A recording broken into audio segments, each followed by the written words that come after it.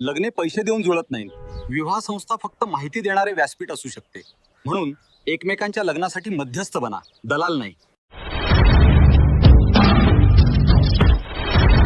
जिजाऊ लग्नाच्या गोष्टीवर चर्चा करत असताना गोरगरीब, श्रीमंत, कष्टकरी, शेतकरी सर्वांची लग्न जुळली पाहिजेत आणि ती सहजासहजी जुळली पाहिजेत, सुखासुखी जुळली पाहिजेत, बिगर पैशाची जुळली पाहिजेत, हा प्रामाणिक हेतू आणि उद्देश ठेवून गेल्या 5-6 वर्षापासून या क्षेत्रामध्ये किंवा या विवाहाच्या प्लॅटफॉर्मवर काम करत असताना बऱ्याच गोष्टी माणूस हा अनुभवातून शिकत असतो.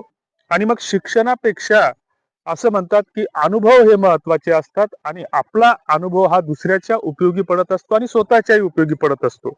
आणि मग हे करत असताना मग लग्न जुळत नाहीत अशा गोष्टीची आपण चर्चा करतो. मग ही चर्चा करत असताना गोरगरिबांची लग्न कशी जुळतात याचा काही गोष्टींचा आम्हाला अनुभव आलेला आहे की या माध्यमातून बऱ्यापैकी चांगली लग्न जुळलेली आहेत. आणि 2-3 महिन्यापूर्वी आम्ही एक आवाहन केलं की तुमच्या ओळखीतील परिचयातील काही गरीब घरची स्थळं असतील किंवा ज्यांना विवाहाची गरज आहे अशा घटस्फोटित विधवा, परित्यक्त्या किंवा नवऱ्यासोबत वाद असलेल्या जर काही अशी तुमच्या परिचयातील स्थळं असतील तर त्याबाबतची माहिती तुम्ही आम्हाला दिली पाहिजे. आणि ती दिल्याच्या नंतर मग आपण ती माहिती तुम्ही सांगाल त्या पद्धतीनं लोकांपर्यंत पोहोचवण्याचा प्रयत्न करू. मात्र आपण जे काय सांगतो ते समोरच्याच्या बऱ्याचदा लक्षात येत नाही. आणि मग या गोष्टीला आम्हाला चांगला प्रतिसादही मिळाला. जवळपास या 2-3 महिन्यामध्ये जास्त तर नाही पण 12-15 स्थळं आमच्याकडे आली. आणि आल्याच्या नंतर मग आम्ही इकडची तिकडे शेअर केली तर बऱ्याचदा 70-80% ठिकाणी प्रतिसाद मिळत नाही. ही एक खरी खरी वास्तविकता आहे. आणि मग ही वास्तविकता सांगत असताना 2 लग्न याच्यातून परस्पर पुणे भागातील जुळली सुद्धा, त्याचं आपल्याला कुठलं श्रेय घ्यायचं नाही. परंतु मग हे करत असताना जर समजा एखादा व्यक्ती जर आपल्या रुटीन आयुष्यातले म्हणजे जे दैनंदिन आपण कामं, मग शेती मातीची जी काही कामं असतील, व्यवसायाची कामं असतील किंवा कोणी नोकरी करत असेल तर ते करून जर आपण या दुकानदारीला म्हणा किंवा या व्यवसाय तर म्हणता येणार नाही, कारण आम्ही जे काम करतोय ते सगळं मोफत करतोय, फुकट करतोय, कुणालाही कुठल्याच गोष्टीसाठी पैशाची मागणी करत नाही, हे वारंवार आम्ही सांगत असतो, प्रत्येक व्हिडिओतून सांगत असतो, आमच्या मेसेज मधून पण सांगत असतो. पण तरी सुद्धा लोक चांगल्या कामाला सहकार्य करण्याऐवजी त्याच्यात खोडा घालण्याचं काम करत असतात. असो ती त्याचा तो स्वभाव असतो. बऱ्याचदा व्हिडिओच्या माध्यमातून व्हॉट्सअप ग्रुपवर किंवा लग्नाचे जे काही ग्रुप आहेत तर त्याच्यावर आम्ही एक निवेदन टाकत असतो की लग्न जुळत नाहीत ही गोष्ट खरी आहे, परंतु ही एक समस्या झाली. पण जगामध्ये जेवढ्या काही समस्या असतील तर प्रत्येक समस्येवर काही ना काही सोल्युशन असतं, उपाय असतो. मग लग्न जुळत नाहीत तर त्याच्यासाठी आम्ही काय करू शकतो, त्याच्यावर काही उपाय असेल तर आम्हाला सांगा. प्रत्येक व्हिडिओतून आम्ही हे म्हणत असतो की तुमच्याकडे जर काही सूचना असतील, काही अपेक्षा असतील, काही तुमचे सजेशन असतील, काही फीडबॅक असतील तर त्या कॉमेंट बॉक्समध्ये तुम्ही कळवा की आपण काय करू शकतो. आपण जर एखादा सोशल मीडियावर जर प्रश्न टाकला की किंवा वोटिंग जर घ्यायचा प्रयत्न केला की युट्यूब सारख्या प्लॅटफॉर्मवरून की बा लग्न जुळत नाहीत तर मग याच्या मागची 2 कारणं कुठली, की मग मुलींच्या अपेक्षा वाढल्या का, खरंच वाढल्या का मुलींच्या अपेक्षा, किंवा मुलं ही मुलांमध्ये व्यसनाधीनता वाढण्याचं प्रमाण किंवा निष्क्रियतेचं प्रमाण वाढलेलं आहे का, किंवा समाजाने एकमेकांवरचा विश्वास उडवलेला आहे का किंवा गमावलेला आहे का. तर ह्या प्रश्नाचं उत्तर हे जास्तीत जास्त मुलीच्या बाजूने येतं की मुलींच्या अपेक्षा वाढल्या, म्हणजे हा आपण एकतर्फी कुठेतरी आरोप करतोय असं कुणालाच वाटत नाही. फोन करतात की तुमच्याकडे एखादी गरीब घरची मुलगी आहे का, कमी शिकलेली मुलगी आहे का. बरं ती गरीब घरची आहे, कमी शिकलेली आहे, तुमच्या ओळखीचीच नाही, तो त्यांच्या पोटचा गोळा आहे, त्यांच्यासाठी ती प्रिय आहे. की आम्ही वारंवार सांगत असतो की कुठलीही जी काही औलाद असेल, मग तो मुलगा असेल, मुलगी असेल, तर ती प्रत्येक आई वडिलाला ही प्रिय असते. मग एखादा मुलगा समजा वयात आलेला मुलगा जर समजा त्याला चुकून दारूचं व्यसन लागलं असेल आणि तो संध्याकाळी दारू पिऊन येत असेल आणि घरात धिंगाणा घालत असेल, त्याच्यानंतर धिंगाणा घालून घालून कंटाळून झोपत असेल आणि दुसऱ्या दिवशी जो 10-11 वाजेपर्यंत उठत नसेल तर त्याची आई किंवा त्याचे वडील आईला सांगतात की आणखीन आपला बबड्या उठला नाही बघ, त्याला रात्री लय झाली होती. हे वस्तुस्थिती येते, हे वास्तविकता येतात. तर असो, याच्यामध्ये लग्न जुळण्यासाठी काय उपाय असू शकतात यावर तुमच्याकडे जर काही सजेशन असतील तर ते कॉमेंट बॉक्स मध्ये नक्की कळवा.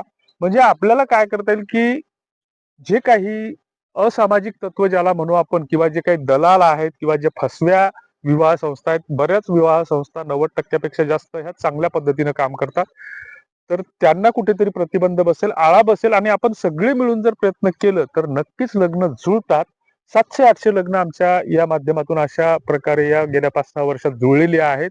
हा कुठलाही दावा नाही किंवा या माध्यमातून लग्न जुळतात किंवा आम्ही लग्न जुळवतो किंवा एखाद्या सत्काराचा रुमाल घेण्यासाठी आम्ही हे सांगत नाही. फक्त ज्या गोष्टी वास्तविकतेला खऱ्या खऱ्याला धरून आहेत त्या गोष्टी आपण वेडेवाकडेपणानं बोलण्याचा या माध्यमातून प्रयत्न करत असतो. बाकी आपल्याला कसं वागायचं, काय करायचं, काय नाही करायचं हा ज्याचा त्याचा प्रश्न असतो. की आम्ही वारंवार सातत्यानं सांगत असतो की सध्या ही कॉन्व्हेंट संस्कृती अवतरलेली आहे आणि त्या कॉन्व्हेंट संस्कृतीला पर्याय म्हणून आपल्या प्रत्येकाच्या गावामध्ये जिल्हा परिषदच्या शाळा असतात आणि मग ह्या शाळेवर 1 ते 2 लाखापर्यंत पगार घेणारे मास्तर नावाचे व्यक्ती असतात. बऱ्याचदा आपण त्या शिक्षकावर आरोप करतो की गुरुजी फुकटचा पगार घेतात, हे करतात, ते करतात. मात्र आपण असं सरसकट म्हणत असताना आपण एका गोष्टीचा विचार केला पाहिजे की ठीक आहे, हे आपल्या गावातली 4थी पर्यंत शाळा आहे आणि या शाळेवर असलेले एकूण 5 शिक्षक, 5 पैकी फक्त एकच मास्तर थोडा बरा आहे, बाकीचे 4 निव्वळ फुकटचा पगार घेतात असं गृहीत धरू. असं मान्य करायला हरकत नाही. परंतु एक पालक म्हणून, एका विद्यार्थ्याचे बाप म्हणून आपलंही त्या शाळेप्रती काहीतरी उत्तरदायित्व ठरते. कारण आपण जे शाळेमध्ये जातो तर गुरुजी काल खिचडी बरोबर शिजली नव्हती आणि काल तुम्ही दुपारा कसे दांडी मारून गेले, मग त्याची रजा होती नाही होती ह्या गोष्टी आपण पाहत नाही, तपासत नाही.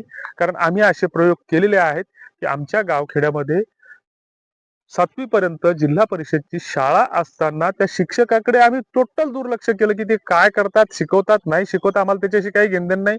ते त्यांच्या व्यवसायाशी किती प्रामाणिक राहतात हा त्यांचा प्रश्न आहे. परंतु आपण गावकरी म्हणून, समाज म्हणून त्या शाळेसाठी काय करू शकतो, तर आम्ही काही गावातल्या लोकांना, निवडक लोकांना एकत्र घेऊन एक पॅरलल समिती स्थापन केली. ही गोष्ट जवळपास 10-12 वर्षाच्या आधीची आहे आणि गावात जे काही डीएड बीएड झालेले बेरोजगार मुलं येतात तर प्रत्येकानं 500-500 रुपये वर्गणी करून 3,000 रुपये महिन्यानं 3-4 मुलं त्या ठिकाणी सकाळी 8 ते 10 पर्यंत, दुपारच्या वेळेमध्ये, संध्याकाळच्या वेळेमध्ये त्या विद्यार्थ्यांना शाळेत जाऊन शिकवणी करायला लावली आणि त्याचा परिणाम असा झाला, शाळेमध्ये सुंदर बगीचा तयार केला. वाबळेवाडीची जी शाळा आहे ती जगात आदर्श आहे. वारे गुरुजी नावाचे शिक्षक आहेत, की त्यांना कितीतरी पुरस्कार मिळाले, परंतु इथल्या सरकारनं त्यांच्यावर सुद्धा गुन्हे दाखल करण्याचा प्रयत्न केला. ही व्यवस्था आहे, सिस्टम आहे, त्याच्याशी आपल्याला काही घेणदेण नाही. तसंच लग्नाचा सुद्धा विषय आहे की सगळ्यांनी सुद्धा जर सामूहिकपणे प्रयत्न केले तर नक्कीच चांगलं होते. की आमच्या गावामध्ये पहिल्या वर्षी त्या शाळेमध्ये 3 विद्यार्थी नवोदयाला पात्र झाले, दुसऱ्या वर्षी ती संख्या वाढली आणि नंतर त्याच्यानंतर मग शाळा व्यवस्थापन समित्या आल्या, मग त्याच्यात राजकारण आलं, मग त्या विस्कळीत होतात तो भाग वेगळा, त्याच्याशी आपल्याला काही घेणदेण नाही. पण आपल्याकडून जे काही चांगलं करता येईल ते चांगलं करण्याचा प्रयत्न आपण केला पाहिजे. चांगली मानसिकता ठेवली पाहिजे, सकारात्मक मानसिकता ठेवली पाहिजे.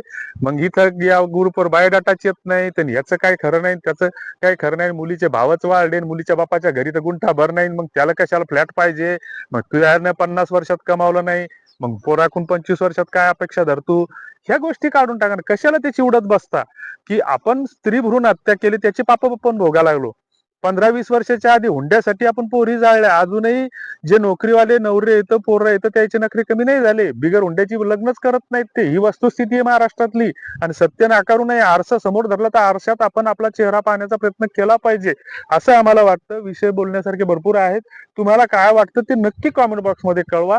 चांगलं काय करता येईल ते कळवा. तुर्तास धन्यवाद.